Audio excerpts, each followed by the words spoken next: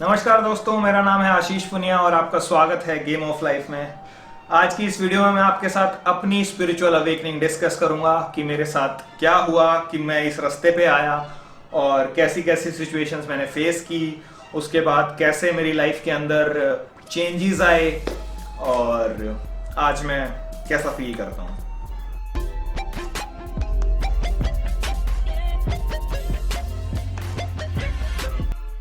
आजकल तो आपको पता लग ही रहा होगा कि मैं स्पिरिचुअलिटी की बातें करता हूं, तो मैं थोड़ा सा डिफरेंट टाइप का इंसान बन चुका हूं। बट पहले मैं कैसा था वो मैं आपको थोड़ा समझाने की कोशिश करता हूं।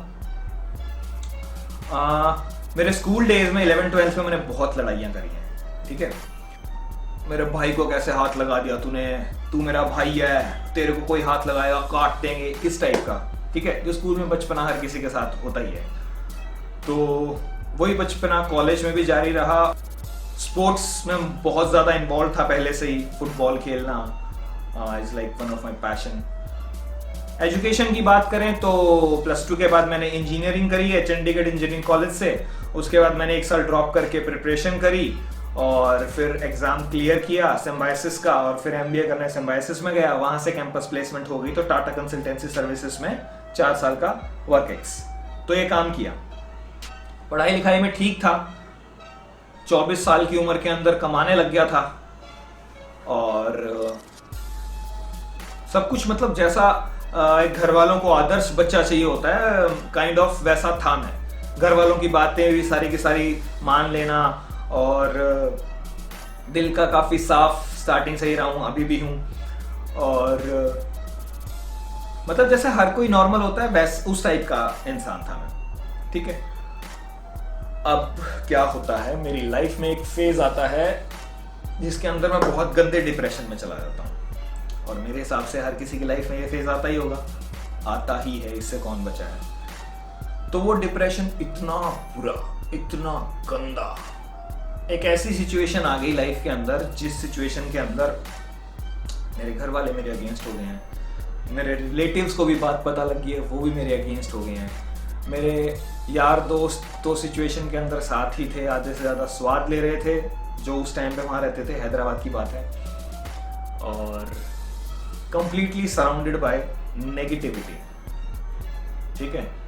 मतलब ओवरऑल वी कैन से कि मैं खड्डे में डूबता जा रहा था, किसी से बात करने का मन नहीं करता था। पेरेंट्स के साथ तो मन मुटाव उस टाइम पे हो ही रखा था, तो पेरेंट्स के साथ क्या बात करूं। यार दोस्त ऐसे लगने लगा था कि साले सब मतलबी हैं। ऐसे लगने लगा कि हर इंसान मतलबी है, साला हर किसी को सिर्फ मतलब निकालना है और कुछ नहीं। तो थोड़ा सा यारी दोस्ती से भी, और मैं इस टाइप का बंदा कि जिसके लिए हूं उसके लिए पूरा हूं और यारी दोस्ती के लिए जान दे दे बंदा भाई। इस टाइप का अक्खड़ जो बुद्धि होती है ना, जाट बुद्धि, वो काम करती थी मेजरली। बट ऐसे लगने लगा कि नहीं यार, दुनिया बड़ी घटिया है, लोग बड़े घटिया हैं यार, साले सब स्वाद लेते हैं। और जब आप बिल्कुल गंदे डिप्रेशन से गुजर रहे हो उस टाइम पे तो भाई लोग इतनी चुगलियां करेंगे आपस के अंदर, पूछो मत। तो और नेगेटिविटी बढ़ने लगती है फिर अपने अंदर कि क्या हो रहा है यार, ऐसा क्यों हो रहा है। तो बेसिकली बिल्कुल अकेला पड़ गया था उस टाइम पे, बिल्कुल अकेला। इस दुनिया में उस टाइम पे कोई साथ नहीं था। और जब ऐसा सिचुएशन आता है तो स्वाभाविक है, झूठ नहीं बोलूंगा, सुसाइडल टेंडेंसीज भी आई थी कि किसके लिए जी रहा है, सब कुछ तो खत्म हो गया, खत्म कर देना अपने आप को। ये वो पॉइंट था जहां पे जो आइडेंटिटी मेरी थी, जो मैं, वो डिसॉल्व हो रहा था। क्यों? क्योंकि वो खत्म हो गया था। खत्म कैसे हुआ? मेरे घर वालों को मेरे पे गर्व था, वो गर्व गायब हो गया। रिश्तेदारों को लगता था कि परिवार में ये लड़का ठीक है, पढ़ाई में भी ठीक है, काम में भी ठीक है, हर चीज में ठीक है, वो स्वाद ले रहे हैं। वो आइडेंटिटी खत्म हो गई। मतलब जिस चीज से मैं अपने आप को आइडेंटिफाई करता था, वो आइडेंटिटी कहीं ना कहीं दूसरों की नजरों में गिरने लगी, तो मेरी नजरों में भी गिरने लगी कि यार तू तो कुछ नहीं है, तेरा तो जीवन व्यर्थ है, सब तेरे बारे में ऐसा सोच रहे हैं, तेरे को ऐसा समझ रहे हैं, तू ऐसा ही होगा। तो हुआ ये कि मैं बहुत ज्यादा परेशान हो गया और मैंने कुछ सॉल्यूशन निकालने की कोशिश करी कि उसको जिसको कभी हेल्दी डिजायर नहीं आई कि उसको जानूं भगवान है या नहीं है, बट उस टाइम पे आई। उस टाइम पे ऐसा लगने लगा कि बहुत सुना है यार तेरे बारे में, तू है कोई, हर कोई तेरी पूजा करता है। इतना ज्यादा दर्द दे रखा है तूने मेरे को, मेरी लाइफ के अंदर इतनी ज्यादा नेगेटिविटी दे रखी है, मेरे जीवन का क्या मकसद, व्यर्थ हो गया यार सब कुछ, उठा ले मेरे को। या फिर मैं कुछ ऐसा कर देता हूं जिससे मैं आ जाता हूं ऊपर। तो इस टाइम पे ना फिर क्या होता है, जब वो काम करता है ना तो वो हर टाइम आपको देख रहा है, हर टाइम आपके साथ है। तो लैपटॉप पे मैं सर्च करने लगा how to come out of depression, how to cure social anxiety. उस टाइम पे हैदराबाद में था, नेगेटिविटी जहाँ पे थी, मैंने फटाफट से अपनी कंपनी के अंदर ट्रांसफर लेटर डाल दिया कि मेरे से नहीं हो रहा है। 2 साल मेरे को हो चुके थे तो इसलिए उन्हें ट्रांसफ़र करना पड़ा। मैंने अपना ट्रांसफ़र गुड़गांव में करवा लिया। गुड़गांव में आ गया, नया ऑफिस है, तो नया ऑफिस है, वैसे ही मैं किसी के साथ बात नहीं कर रहा हूँ, यार दोस्तों के साथ बात नहीं कर रहा हूँ, पेरेंट्स के साथ बात नहीं कर रहा हूँ, अकेला रह रहा हूँ, गुमसुम रह रहा हूँ अपने अंदर ही। ऑफिस के अंदर भी ज़्यादा लोगों के साथ बात नहीं करता था, अकेला रहता था। काम किया ऑफिस का, अपना घर पे आया, उसके बाद मेरे पास अपना टाइम है, सर्च करता कि how to come out of depression, how to cure this social anxiety. क्या करूं, बड़ी दवाइयों के नाम आए, सेरोटोनिन बूस्ट कर लो, मेलेटोनिन बूस्ट कर लो, ये कर लो, वो कर लो, ये थेरेपी ले लो, वो थेरेपी ले लो, दवाइयाँ खा लो। बट मैं हमेशा से इस टाइप का बंदा रहा हूँ, मेरे को दवाइयों पे कभी विश्वास नहीं रहा है। मैं नेचुरल चीज़ों में ज़्यादा विश्वास रखता हूँ, और दवाई ना ही लूँ, मतलब बीमार होता हूँ तब भी दवाई नहीं लेता, ठीक है, क्योंकि मेरे को पता है कि मेरा मैकेनिज्म इस तरीके से काम करेगा। बुखार चढ़ेगा, वो एक बॉडी का डिफेंस मैकेनिज्म है, बुखार चढ़ना, वो ट्रीट कर रहा है आपको, उसके लिए दवाई ले रहे हो आप, तो ये बेवकूफ़ी है मेरे हिसाब से। तो उस टाइम पे उसने मदद करी कि सामने उसने ऐसी ऐसी चीज़ें ला दी मेरे। मेडिटेशन करो, इससे आप डिप्रेशन से बाहर निकल सकते हैं। मेरे को इस चीज़ के बारे में पता लगा। इससे पहले स्पिरिचुअलिटी के किसी भी एनलाइटन मास्टर को मैं नहीं जानता था, किसी गुरु के बारे में मैंने नहीं, क्योंकि कभी पढ़ा ही नहीं, रिश्ता ही नहीं पड़ा इन चीज़ों से, तो क्यों जानूंगा मैं, क्यों सर्च करूंगा। मैं तो यही समझता था ये साले बापे लोग सारे खुद्दू बनाने के लिए हैं। एक आधी बार लाइफ में कभी क्वेश्चन ये आया भी हो कि यार इंसान के ऐसा क्या होता है कि वो सब कुछ छोड़ छाड़ के साला बाबा बन जाता है, ऐसा क्या हो गया उसके साथ। हमें देख लो, हम लाइफ के अंदर देखो कितना कुछ कर रहे हैं, ये साला वेला बैठ के फालतूपंती क्यों कर रहा है। ये चीजें बाद में समझ में आई कि उसके साथ ऐसा कुछ घटित हुआ कि उसको ये दुनिया मिथ्या लगने लगी, इसलिए वो अपने सत्य की खोज के अंदर निकला हुआ है, बट वो भटका हुआ है, इसलिए वो इधर उधर घूम रहा है। लेकिन जो पहुंच जाते हैं, जैसे कि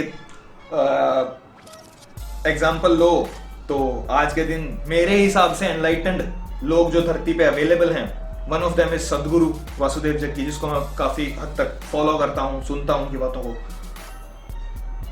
उस टाइम पे मेरे को सदगुरु की वीडियो सामने आई, कुछ ओशो की वीडियो भी सामने आई, क्योंकि मैं ध्यान के अंदर घुस रहा था, विपासना के बारे में पता लगा, ठीक है। और बेसिकली ये पता लगा कि ध्यान करके आप अपने आप को क्योर कर सकते हैं, और ये सबसे नेचुरल तरीका है, कहीं जाने की जरूरत नहीं, किसी के पास कुछ करने की जरूरत नहीं, ध्यान करना सीख लो, आप निकल जाओगे। तुम्हारे लिए तो बहुत बढ़िया चीज है।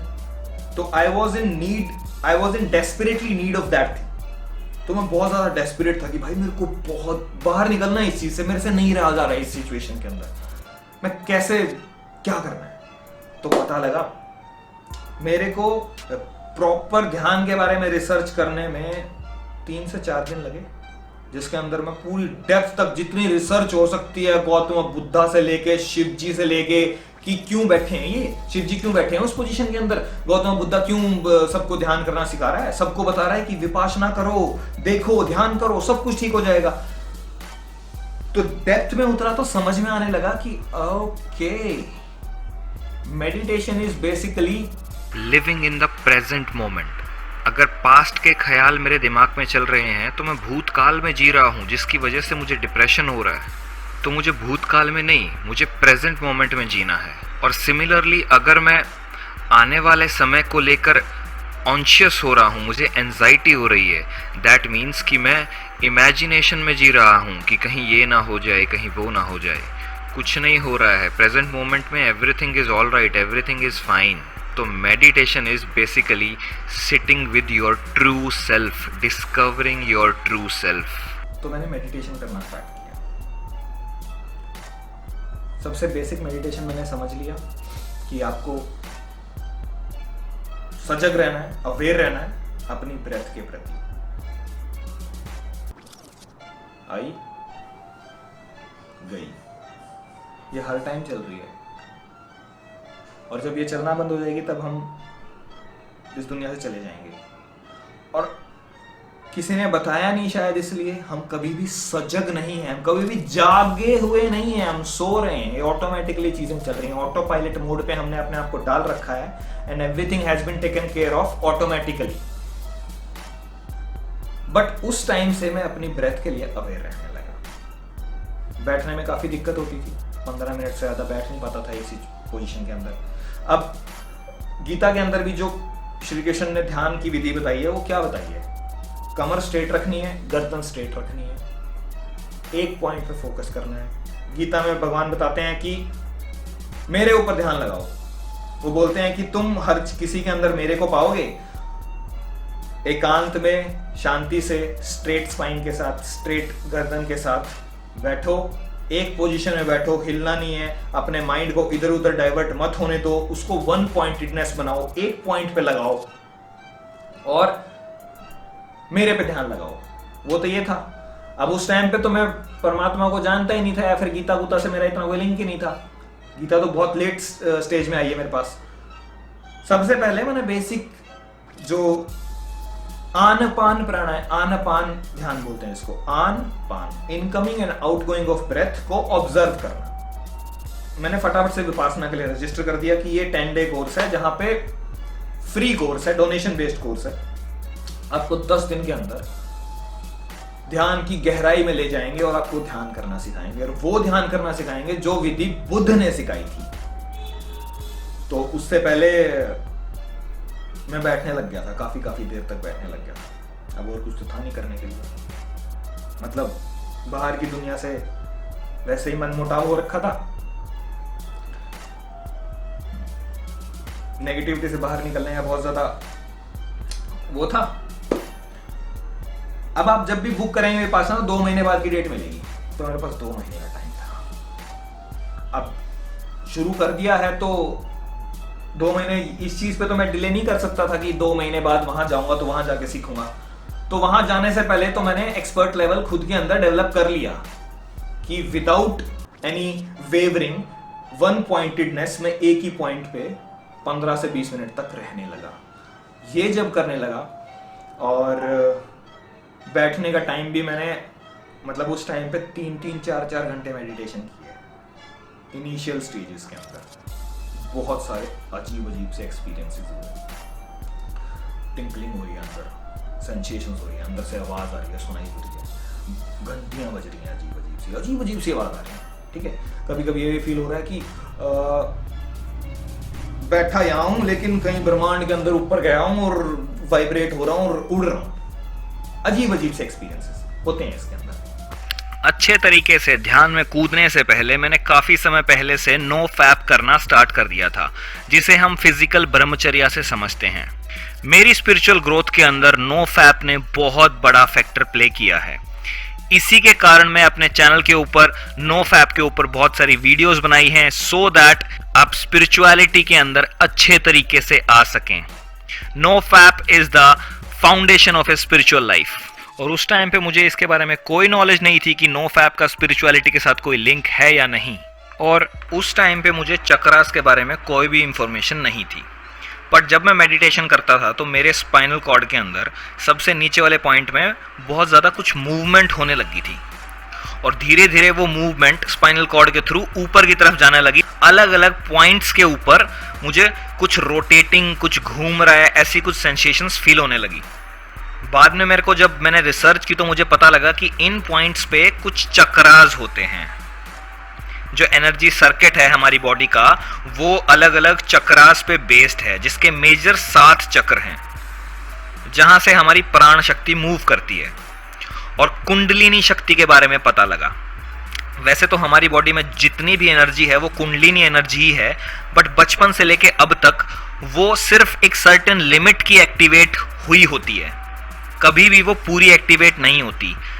बाकी की सारी एनर्जी सबसे नीचे के लोअर मूलधार चक्र में कुंडली मार के, जैसे सांप कुंडली मारता है वैसे कुंडली मार के बैठी होती है। और जब वो कुंडलिनी जागृत होती है तो आप नॉर्मल ह्यूमन लेवल से ऊपर उठने लगते हैं और अपने आप को एक्सप्लोर करने लगते हैं। तो वो पॉइंट था, अननोइंगली मेरी एक एनर्जी, एक्स्ट्रा एनर्जी जागृत हुई। जब आगे फिर बाद में ये भी पता लगा, इदा, पिंगला और सुषुम्ना करके 3 नाड़ी होती हैं, और सुषुम्ना नाड़ी से जब आपकी ये कुंडलिनी जागृत हो तो ये सारे के सारे चक्रास को क्लेंस करके सहस्त्रार, सबसे टॉप लेवल के चक्रा की तरफ मूव करने लगती है।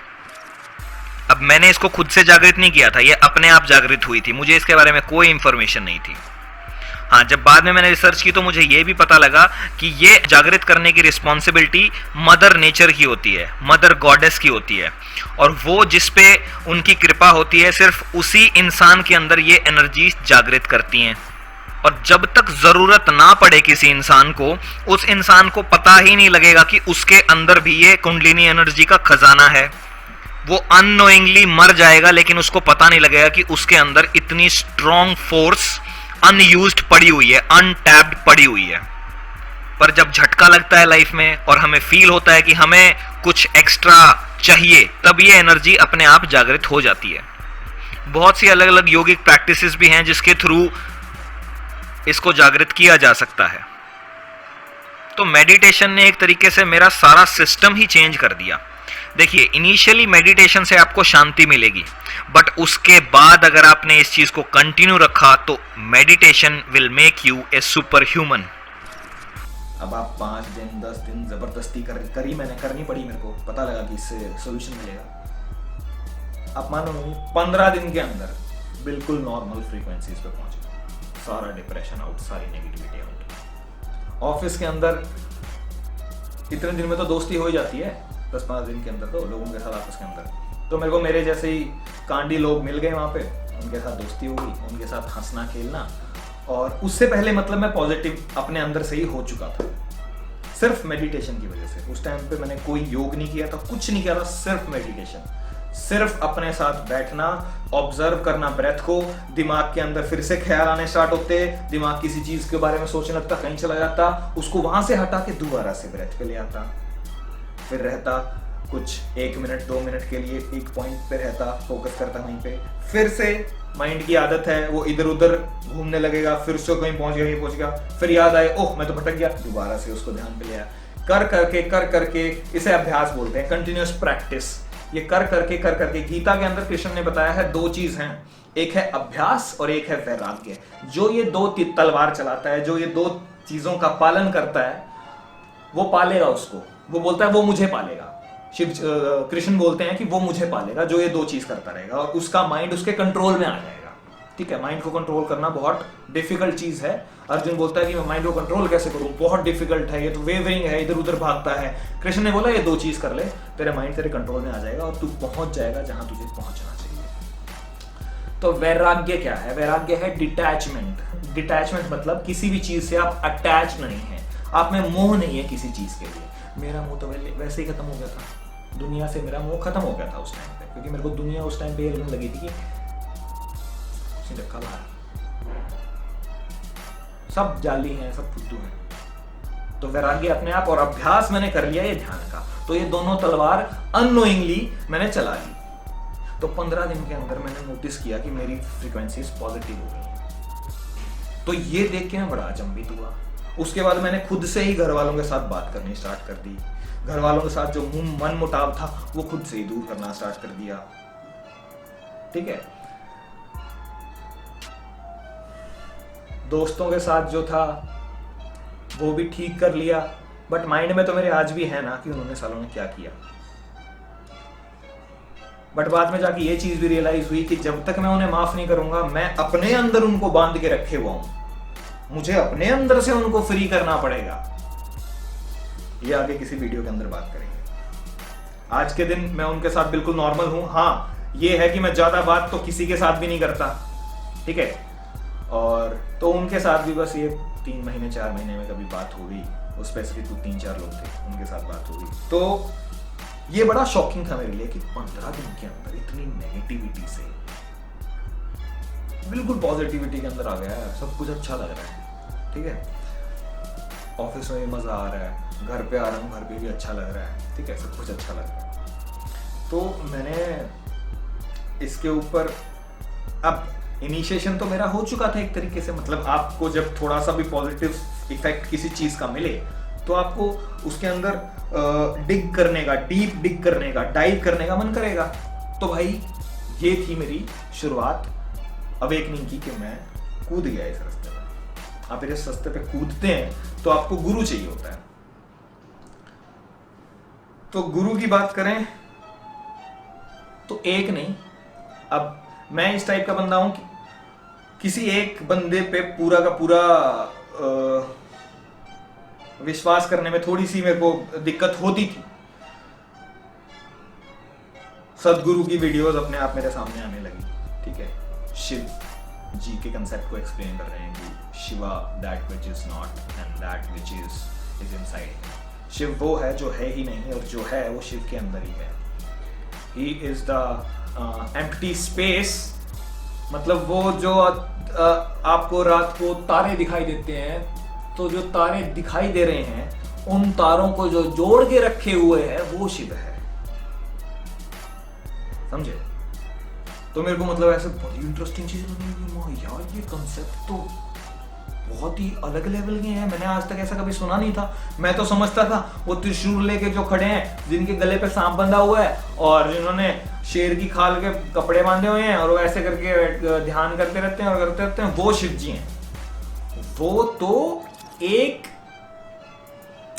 तरीका है उनको जानने का, या फिर वो एक सिंबॉलिज्म है उनके बारे में। शिव जी इज एक्चुअली निर्गुण निराकार। उनका कोई रूप नहीं है, कोई रंग नहीं है, कोई शेप नहीं है, कुछ नहीं है। वो तो समझने के लिए हमने एक सिंबॉलिज्म बनाया है कि हाँ शिव जी ऐसे हैं। ये आगे किसी वीडियो में बात करेंगे, आपको आगे समझ में आएगा। साकार रूप क्या होता है और निराकार रूप क्या है। मतलब परमात्मा हर जगह है, कण कण में है। तो वहाँ से मुझे शिव जी का कंसेप्ट समझ में आया। तो तब से मैंने शिव जी की भक्ति करना स्टार्ट कर दी, और लिटरली इस चीज़ ने हर चीज़ ही बदल दी। I am a Shiv bhakt and this is the greatest thing ever happen to me and I am proud of it.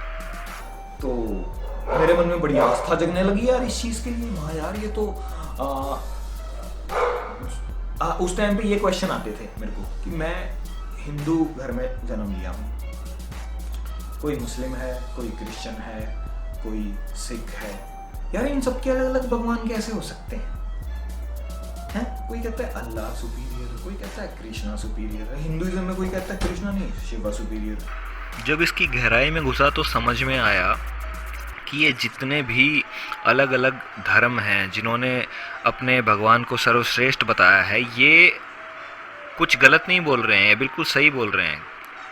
क्योंकि ये तो सिर्फ एक मीडियम है उस फॉर्मलेस शेपलेस एनर्जी तक पहुंचने के लिए। तो basically they are talking about the same energy. ये चीज़ आगे जाके समझ में आई। तो वहाँ से मेरा रास्ता स्टार्ट हुआ कि मेरे को सत्य को जानने की जिज्ञासा बढ़ेगी, मेरे अंदर क्यूरियोसिटी बढ़ेगी। मैं हर चीज़ के लिए क्वेश्चंस उठने लगे मन के अंदर। ऐसा क्यों है? मैं क्यों हूँ? मैं क्यों एग्जिस्ट करता हूँ? भगवान कौन है? कहाँ है भगवान? इतनी बुराई क्यों है? इतने गलत क्यों हो रहा है दुनिया के अंदर? तो ये क्वेश्चंस उठने लगते हैं ना। तो जब क्वेश्चन उठने लगे, खुद से क्वेश्चन करो, ट्रस्ट मी, अंदर से सारे जवाब मिलेंगे, सारे जवाब मिलेंगे। सिर्फ अंदर से ही नहीं, बाहर की जो प्रकृति है, जो नेचर है, ये हेल्प करेगी। जैसे मैंने कोई क्वेश्चन किया, 5 दिन बाद सामने एक बोर्ड लगा है, मैं गाड़ी से जा रहा हूँ, उस बोर्ड के ऊपर वो आंसर लिखा हुआ है जो मेरे को क्वेश्चन किया था मैंने। तो इस तरीके से सिंक्रोनिसिटीज होने लगती हैं, रिपीटिंग नंबर्स दिखने लगे, 1 1 1 2 2 2, 11 11, 12 12, बहुत सारे ऐसे। तो बहुत सी चीज़ें अजीब अजीब सी होने लगी। अब इसके अंदर रिसर्च करने के लिए मैंने किस किस को पढ़ना, या फिर reading is important in this case, reading is also important, but the most important thing is experience. आज के दिन ज़्यादातर लोगों के पास जो ज्ञान है वो पढ़ा हुआ ज्ञान है। किसी ने विवेकानंद को पढ़ लिया, किसी ने गीता को पढ़ लिया। गीता को कई तो ऐसे ऐसे हैं जो गुरु बने हुए हैं, गीता को उन्होंने 1000 बार पढ़ लिया, उनको पेज नंबर तक याद है। भाई इस पेज पे फलाना श्लोक ये भगवान ने ये कहा है। एक्सपीरियंस नहीं है उनको अगर, तो वो चीज वेग है। तो एक्सपीरियंस के लिए जाइए, ज्ञान लीजिए हर अलग अलग सोर्सेज से, बट एक्सपीरियंस करना बहुत जरूरी है। एक्सपीरियंस होगा साधना करके, ध्यान करके, योग करके, इसके बिना नहीं होगा। तो मेक श्योर कि ये कंटिन्यूअस रहे। तो पढ़ने की बात करें तो मैंने बहुत से स्पिरिचुअल मास्टर्स को अलग अलग पढ़ा है। विवेकानंदा को पढ़ा है, शिवानंदा को पढ़ा है, दयानंदा को पढ़ा है, ओशो की बुक्स पढ़ी हैं, ओशो की ऑडियो वीडियोस देखी हैं, सद्गुरु को पढ़ा है, उनकी वीडियोस देखी हैं, परमहंस योगानंदा को पढ़ा है, उनके गुरु श्री युक्तेश्वर को पढ़ा है, विवेकानंदा के गुरु रामकृष्ण परमहंस को पढ़ा है। तो ऐसे ही मैंने अलग अलग हर किसी का व्यू पॉइंट समझने की कोशिश की। They all are talking about the same thing, बस तरीका अलग है बताने का, और सत्य भी एक ही है, वो अलग नहीं हो सकता। और ये पढ़ने के साथ साथ मैंने अपनी साधना हर टाइम जारी रखी, जिससे कि मुझे बहुत सारे ऐसे एक्सपीरियंसेस हुए, जैसे कि expansion of consciousness, out of body experience हुआ है, जिसने ये बिल्कुल ही पक्का कर दिया कि मैं ये शरीर नहीं हूँ, मैं इस शरीर से अलग हूँ। तो ऐसे बहुत सारे और भी अलग अलग एक्सपीरियंसेस हैं जो मैं अपने आने वाले वीडियोस में अपने म्यूज़िक के साथ, अपने गानों के अंदर आपको एक्सप्लेन करूँगा। मैं एक दिन, ये मेरा अवेकनिंग सॉन्ग है, इसे देखना मत भूलिए, आपको बहुत सारी चीज़ें इसमें समझ में आएंगी। रेस्ट, ज्ञान कितना भी अर्जित कर लो वो कम ही पड़ जाता है, और कभी भी लर्निंग प्रोसेस ख़त्म नहीं होता। मेरी सीकिंग आज भी जारी है, साधना आज भी जारी है। हाँ, बस ये है, मैं जो सीखता जा रहा हूँ, मैं जो जानता जा रहा हूँ, मैं कोशिश कर रहा हूँ कि मैं अपने साथ वाले भाई बहनों को ये समझा सकूँ। एक चीज़ हमेशा याद रखना कि आपकी लाइफ में जो भी बुरा टाइम आता है उसके पीछे एक पर्पस होता है। ये यूनिवर्स आपको थोड़ा सा अनकंफर्टेबल करता है so that you can come on the right path. इस प्लैनेट पे, इस धरती पे जन्म लेने से पहले जिस चीज़ के लिए आप साइन अप करके आए हैं, आप उस रास्ते को फॉलो करें। इसलिए ये यूनिवर्स आपको अनकंफर्टेबल फील कराता है कुछ टाइम के लिए। तो आपकी लाइफ में जो भी बुरा टाइम आ रहा है वो एक्चुअली आपको रास्ते पे लाने के लिए है, और कुछ नहीं। तो अगर आप डिप्रेशन या फिर लो फेज से गुजर रहे हैं, have faith in God, everything will be all right. सब कुछ सही के लिए हो रहा है। धन्यवाद। वीडियो आपको पसंद आई है तो इसे लाइक करें, शेयर करें, चैनल को सब्सक्राइब करें और बेल आइकन दबाना मत भूलें। धन्यवाद।